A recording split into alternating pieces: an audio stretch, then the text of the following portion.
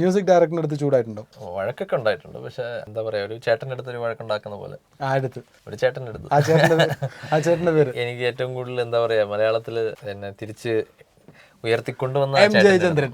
വഴക്കുണ്ടെന്ന് വെച്ചാൽ ഞാൻ പറഞ്ഞല്ലോ, ഒരു ബ്രദർലി ഫൈറ്റ് എന്നൊക്കെ പറയില്ല. എനിക്ക് നല്ല ചീത്ത കിട്ടും പാട്ടിന്റെ സമയത്തായാലും അല്ലെങ്കിൽ അല്ലാണ്ട് സമയത്തായാലും. ഞാൻ വല്ല റെസ്പോണ്ട് ചെയ്യാൻ മറന്നുപോയാൽ അങ്ങനെ കുറച്ച് മറവിയുള്ള ആളാണ്. സോ അങ്ങനെ ചിലപ്പോൾ അങ്ങനെയൊക്കെ ഇപ്പോഴല്ല. ഇൻഫാക്ട് ശരിക്കും പറഞ്ഞാൽ പുള്ളിയുടെ അടുത്ത് ശരിക്കും കുറച്ചുകൂടി കണ്ടിന്യൂസ് ആയിട്ടൊക്കെ ഇങ്ങനെ തുടങ്ങുന്നതിന് മുമ്പ് എനിക്ക് നല്ല കിട്ടിയിട്ടുണ്ട്.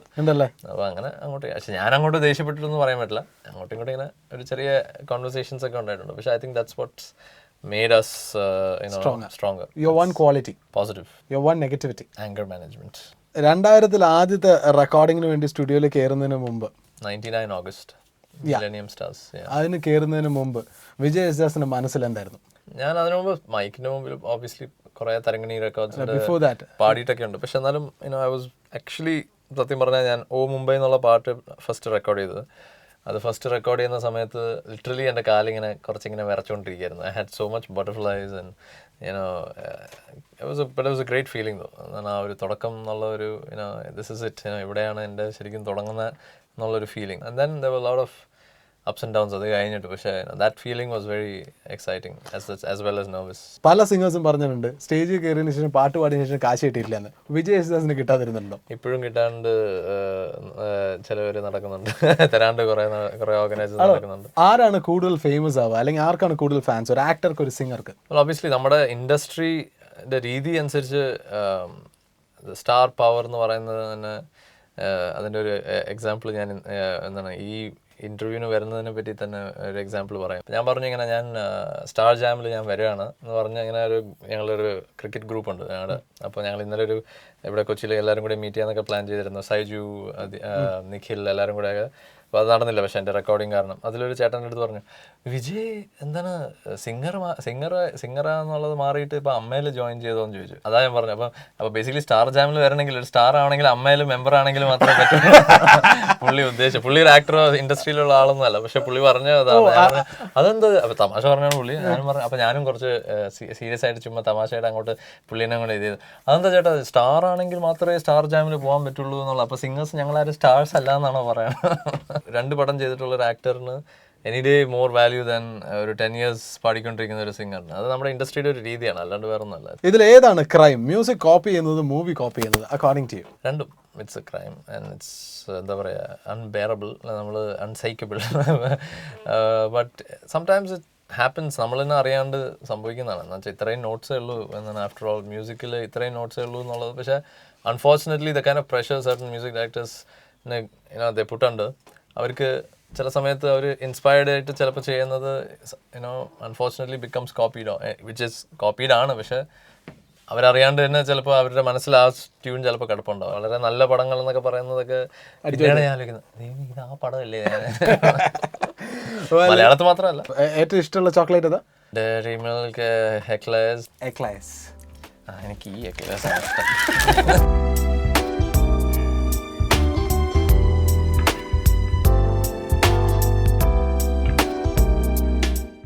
ഞാൻ മിക്കവാറും 1.5 ദിവസത്തിൽ തീർക്കും. രജനീകാന്തിന്റെ ഫാൻ അല്ലേ? സോ രജനീകാന്ത് സ്റ്റൈലിൽ ഇത് ഇടണം. ഇത് സത്യം മാത്രം പറയുന്ന കണ്ണടയാണ് ഇനി മുതൽ for the next few minutes.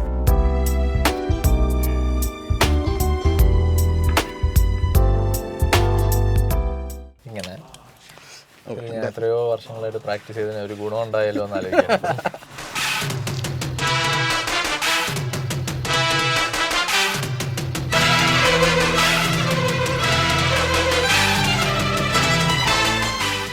അച്ഛനുമായിട്ട് compare ചെയ്യപ്പെട്ട് കേൾക്കുന്നത് ഇഷ്ടമല്ല, ശരിയാണോ?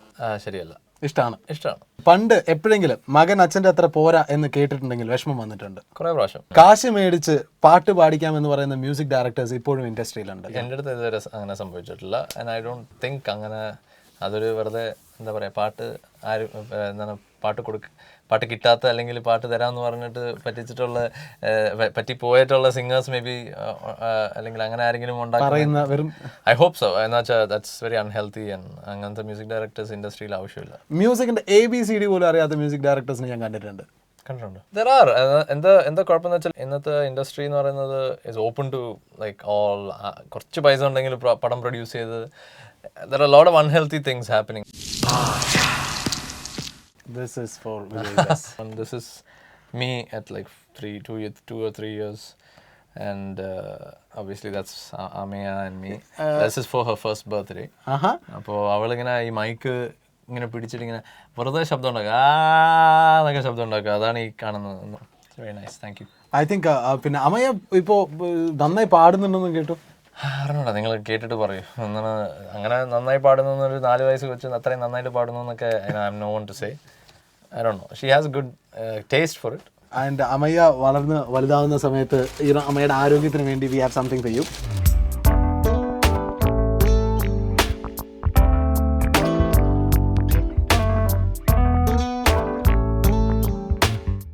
എപ്പോഴെങ്കിലും വിജയ് KSRTC ബസ്സിൽ കയറിയിട്ടുണ്ടോ? Like a normal human being. കയറിയിട്ടുണ്ട്. ഇവിടെ താഴെ കല്ലൂർ ബസ് സ്റ്റാൻഡിൽ നിന്ന് കയറി I think North Station. എവിടെ പോയി ഇറങ്ങി? I think ഷെനോയ്സ് തിയേറ്ററിൽ നിന്ന് പോയി ഇറങ്ങി. എപ്പോൾ? about 6-7 years ago. അച്ഛൻ റോട്ടിലിറങ്ങി നടക്കാറുണ്ട് ഇപ്പോൾ കേരളത്തിൽ നോർമലി? പുറത്തേക്ക് ഇറങ്ങുന്നത് വളരെ കുറവാണ്. സോ റോട്ടിൽ നടക്കുന്ന വെയിൽ കൊള്ളുന്ന അങ്ങനത്തെ കാര്യങ്ങളൊക്കെ വളരെ കെയർഫുൾ ആയിട്ടുള്ള ഒരാളാണ്. അതുകൊണ്ട് അങ്ങനെ റോട്ടിൽ ഇറങ്ങി നടക്കാറൊന്നുമില്ല. പക്ഷേ ഐ തിങ്ക് ഇവിടെ ഓരോ ഫംഗ്ഷൻസിനും അതിനൊക്കെ വരുമ്പോഴത്തേക്ക് he doesn't have a problem. ദാസേട്ടൻ ചുക്ക് കാപ്പി കുടിക്കും, ചുക്കുവെള്ളം കുടിക്കും, ചിക്കൻ ഫ്രൈ കഴിക്കും. നല്ല ശബ്ദത്തിന് ഫ്രൈ കഴിക്കാറില്ല. ചിക്കൻ എന്താ പറയുക, ചിക്കൻ കറി, അതും എരിവ് കൂടുതലില്ലാണ്ട് വളരെ ലിമിറ്റഡ് സ്പൈസസ് ഒക്കെ ഇട്ടിട്ടുള്ള നാടൻ സ്റ്റൈലുള്ള കോഴി. അതിൽ നിന്ന് പിന്നെ ശബ്ദത്തിന് എന്തെങ്കിലും ടിപ്പ് പഠിച്ചോ? മെയിൻ തിങ് ഇസ് ദാറ്റ് എന്താ പറയുക, ബോഡിക്ക് നല്ല കുറച്ച് വാമായിട്ട് പോകുന്ന സാധനങ്ങൾ. That's all it is. It's not about ഇങ്ങനെ ചിക്കൻ കറി ഇങ്ങനെ കഴിച്ചാലേ ഉള്ളൂ എന്നുള്ളത്. നല്ല ശബ്ദം വരണമെന്നല്ലേ? ജസ്റ്റ് ഓയിലി ഫുഡ്സ് ഒക്കെ കൂടുതലും അവോയ്ഡ് ചെയ്താൽ it's better. It makes your throat അത് കുറച്ചുകൂടെയും ടൈറ്റ് ആക്കും. Just simple biology. ട്രെയിനിന്റെ ജനറൽ കമ്പാർട്ട്മെന്റിൽ കയറി യാത്ര ചെയ്തിട്ടുണ്ടോ വിജയ് യേശുദാസ്? ജനറൽ കമ്പാർട്ട്മെന്റിൽ ട്രാവൽ ചെയ്തിട്ടുണ്ടെന്ന് പറയാൻ പറ്റില്ല. I don't think so. ഇല്ല. ട്രെയിനിൽ പോയിട്ടുണ്ട് ഓഫ് കോഴ്സ്. ബട്ട് ഒരു മാർക്കറ്റിൽ പോയിട്ട് പച്ചക്കറി വില പേശി മേടിച്ചിട്ടുണ്ടോ? കുറേ നാൾ മുമ്പ്. പക്ഷേ ഐ തിങ്ക് മീൻ മാർക്കറ്റിൽ പോയിട്ടുള്ളൂ. മീൻ മാർക്കറ്റ് ഉണ്ടോ? ചാളയ്ക്ക് അതിലേക്ക് വില ചോദിച്ചിട്ടുണ്ടോ? അവിടെ ചെന്നൈയിൽ. ഞാൻ ഒരു സെറ്റ് ഓഫ് കാർഡ്സ് എടുത്ത് വെച്ചിട്ടുണ്ട്. ഓക്കെ, സോ ഇതിനകത്ത് പല സിംഗേഴ്സിൻ്റെ ഉണ്ട്. You can check. അപ്പോൾ AR റഹ്മാൻ, റഫി സാബ്, ജയചന്ദ്രേട്ടൻ, Raja sir, Kishore Kumar, Sonu Nigam and Sreekuttan. Good. So ഇനി ഞാൻ ഈ കാർഡ് ഷഫിൾ ചെയ്യാൻ പോവാണ്, കാര്യമായിട്ട് ഷഫിൾ ചെയ്യാൻ പോവാണ്. ആൻഡ് ഇതിനകത്ത് നിന്ന് ഇഷ്ടമുള്ള ഒരു സിംഗറിനെ സെലക്ട് ചെയ്യാം, അല്ലെങ്കിൽ ഒരു മ്യൂസീഷ്യനെ സെലക്ട് ചെയ്യാം. വെയിറ്റ് ആര് വരണമെന്ന് ആഗ്രഹം? ആരായാലും കുഴപ്പമില്ല. കിഷോർ കുമാർ, റഫി സാബൊക്കെ ഒഴിച്ച് അവരുടെയൊക്കെ പാട്ട് പാടാണ്ടിരിക്കുന്നുണ്ട്. അറിയില്ല, അറിയാം. പക്ഷേ ഇൻ ദ സെൻസ് അതൊക്കെ കുറച്ചുകൂടെയും വളരെ കെയർഫുൾ ആയിട്ടിരിക്കുന്നതാണ്. ഇതിൽ ആരുടെ കാർഡ് എടുക്കുന്ന അയാളുടെ പാട്ട് പാടണം. റെഡി?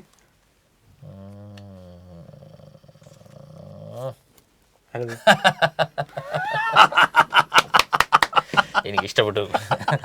അത് കൊള്ളാം.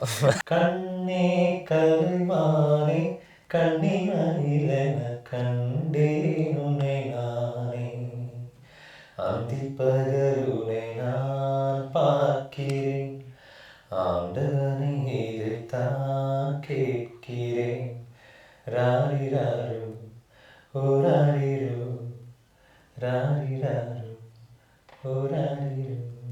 ഐ തിങ്ക് മലയാളത്തിൽ ഐപാഡും ലാപ്ടോപ്പും മാക്കും ഒക്കെ വെച്ചിട്ട് സ്റ്റേജിൽ പാട്ട് പാടുന്ന ഒരേ ഒരു പാട്ടുകാരനേ ഉള്ളൂ. ഇല്ല, ഇപ്പം എല്ലാവരും ഐപാഡും ടാബ്സ് ഒക്കെ യൂസ് ചെയ്തുകൊണ്ടാണല്ലോ സ്റ്റേജിൽ. ഇപ്പോൾ അപ്പയാണ് ഇൻഫാക്ട് ആദ്യം കച്ചേരിക്കൊക്കെ ലാപ്ടോപ്പ് വെച്ച് പാടിക്കൊണ്ടിരുന്ന അപ്പയാണ്. പിന്നെ അതിൽ നിന്ന് ഞാൻ ജസ്റ്റ് എൻ്റെ ലാപ്ടോപ്പ് യൂസ് ചെയ്ത് കോപ്പി അടിച്ചാ ഇൻസ്പയർഡ് കോപ്പി അല്ല സെയിം. അപ്പോൾ എന്താ പറയുക, അപ്പം HP ആണ് യൂസ് ചെയ്യുന്നത്, ഞാൻ Mac ആണ്. അപ്പോൾ അതുകൊണ്ട് ഇൻസ്പയർഡ് ആണെന്ന് പറയാൻ പറ്റുള്ളൂ. അല്ല, so now it's more easier to use iPad. എന്താണ് അതിൻ്റെ സ്റ്റേജിന് മൈക്ക് സ്റ്റാൻഡിൽ വെച്ച് തന്നെ യൂസ് ചെയ്യാൻ പറ്റുന്ന Shreya uses it. So Shreya Ghoshal, I got the idea from seeing what she had. iClip എന്ന് പറഞ്ഞിട്ടൊരു സാധനമുണ്ട്. You can put the iPad on the mic stand. ഇങ്ങനെ അതിന് വേണ്ടി ഒരു ക്ലിപ്പ് ഉണ്ട്. So it's comfortable. പാട്ടുകാരൊക്കെ ഇപ്പോൾ മോഡേൺ ആവണല്ലോ, എല്ലാവരും മോഡേൺ ആണ്. ബട്ട് ഇതൊക്കെ ഓർത്തിട്ടുണ്ടോ എപ്പോഴെങ്കിലും? ഇങ്ങനത്തെ ബുക്സിനെ കുറിച്ച് ഓർത്തിട്ടുണ്ടോ? പഴയ പാട്ട് പുസ്തകത്തെ കുറിച്ച് ഓർത്തിട്ടുണ്ടോ? ഇങ്ങനത്തെ ഇറ്റ്സ് നൈസ്. എന്താ പറയുന്നത് വെച്ചാൽ ഇവൻച്വലി ഇതിന് ഒരു വെയർ ആൻഡ് ടയർ, എന്താ പറയുക, ഹാർഡ് ഡിസ്ക് ഒക്കെ എന്താ പറയുക ശരിക്കും നോക്കിയില്ലെങ്കിൽ അതിനുണ്ട് വേറെ ടയർ, പക്ഷേ it's A little more longer. ഇപ്പം ഞാൻ എല്ലാ റെക്കോർഡിങ്ങിന് പോകുമ്പോൾ എൻ്റെ ഐപാഡ് യൂസ് ചെയ്യും. അതിൽ ഡോക്കേസ് എന്ന് പറഞ്ഞൊരു സോഫ്റ്റ്വെയർ ഉണ്ട്, ഒരു ആപ്പ് ഉണ്ട്. അതിൽ ലിറിക്സ് ഇന്ന ഫോൾഡറിൽ ഇന്ന മലയാളം എന്നുള്ള ഒരു ഫോൾഡറുണ്ട്, തമിഴിനൊരു ഫോൾഡറുണ്ട്, ഹിന്ദി ഉണ്ട്, തെലുങ്ക് ഉണ്ട്, കന്നഡ ഉണ്ട്. സോ ഞാൻ അടുത്തൊരു ഇപ്പോൾ കന്നഡ റെക്കോർഡിങ്ങിന് പോകുമ്പോൾ ഞാൻ ആ കന്നഡ ഫോൾഡറിൽ ഞാൻ പുതിയൊരു ഫയൽ ഓപ്പൺ ചെയ്ത് അതിൽ ടൈപ്പ് ചെയ്ത് ലിറിക്സ് അതിലുണ്ടാവും. അടുത്തൊരു കന്നഡ പ്രോഗ്രാമിന് പോകുകയാണെങ്കിൽ ആ ഫോൾഡറിൽ മാത്രം ഞാൻ നോക്കി എടുത്താൽ മതി. ഇതിനു വേണ്ടി ഒരു 5-6 കന്നഡ ബുക്കും തെലുങ്ക് ബുക്കും മലയാളം ബുക്കും എല്ലാം കൂടി എടുത്തുകൊണ്ട് പോകുന്നത് is a little unpractical right now. Malayalam വായിക്കാറിയോ? മലയാളം വായിക്കാൻ അറിയാം, പക്ഷേ വളരെ വീക്കാണ്.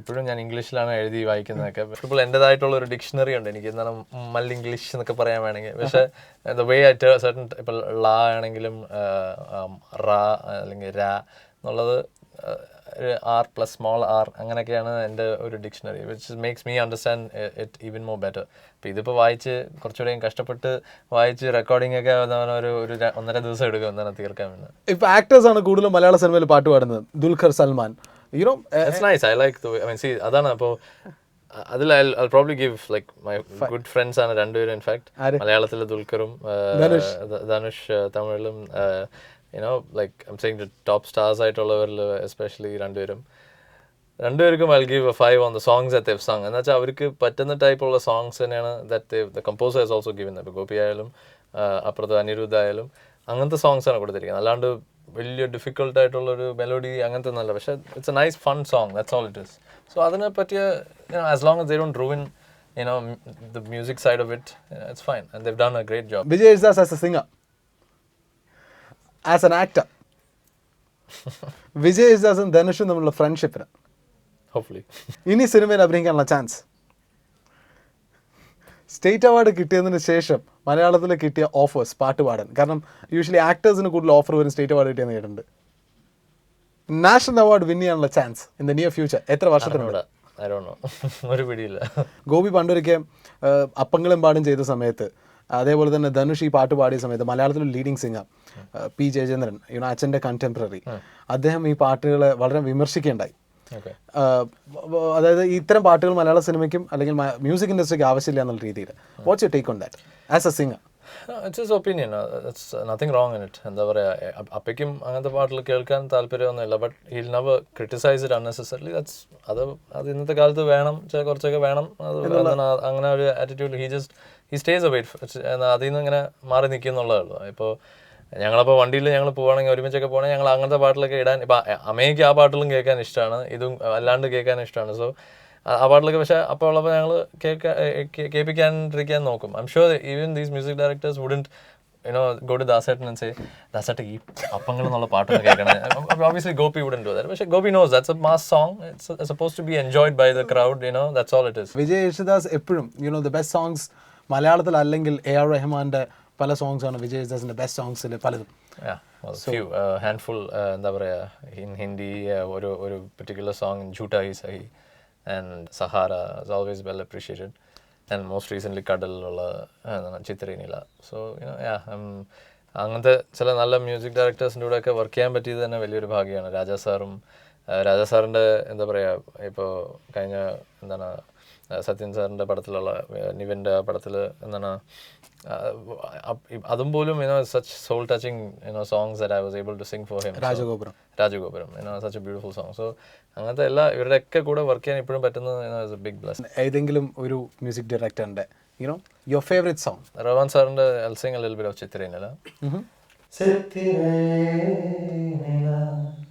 ഒരേ നില பறந்து வானம் படைச்ச கடவுளு எல்லாமே ஒத்தையில நிக்குதே, நீ கூட ஒத்தையில நிக்கிறடே, எட்டு வை மக்கா எட்டு வச்சு ஆகாசம் தொட்டு வை மக்கா. വിജയ് യേശുദാസ് എന്നുള്ള സിംഗറിന് വേണ്ടിയിട്ട് this is for you. Thank you. And മോൾക്ക് കൊടുക്കണം, ഞാൻ തന്നാന്ന് പറയണം. അടുത്തത് വിജയ് യേശുദാസ് പാടണം, ഞാൻ വായിക്കാം. ഓക്കെ.